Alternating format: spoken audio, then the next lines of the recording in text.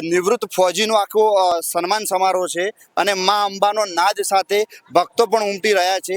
શું કહેશો આજના કાર્યક્રમ વિશે? અમારા 52 વાટા રાજપૂત ફોજી સમાજ જે છે એ નિવૃત્ત ફોજીઓ ભેગા થઈ અને પોતાના સ્વહસ્તે ફાળો ઉઘરાવી અને સરસ મજાનું આયોજન કર્યું છે. ફોજીઓ માત્ર સરહદ ઉપર લડે એવું નથી, એ સરહદની અંદર પણ આવા સરસ મજાના રચનાત્મક કાર્યક્રમો આપી અને સમાજને સારો સંદેશો આપે છે. અને અહીંયા જતા હજારો માના ભક્તો છે એમને ચા પાણી અને નાસ્તાનું પણ આપે છે. અહીંયા ઢેલાણા ગામ અને ફોજી સંગઠને મળી અને એક સરસ મજાનો કાર્યક્રમ સમાજને અર્પણ કર્યો છે કે જેનાથી સમાજમાં સરસ મજાની છાપ ઊભી થાય.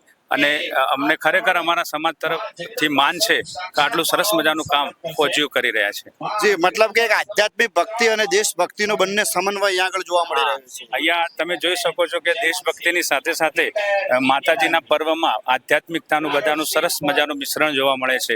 અને એક સરસ મજાનો કાર્યક્રમ હજારોની સંખ્યામાં અહીંયા રાત્રે આખી રાત જાગી અને દિવસે પણ જાગી અને સરસ મજાનો કાર્યક્રમ કરી રહ્યા છે. બંનેનું સરસ મજાનું જોવા મળી રહ્યું છે. જી, આ કેટલા વર્ષથી ચાલુ છે કે આ પહેલો વર્ષ છે કે?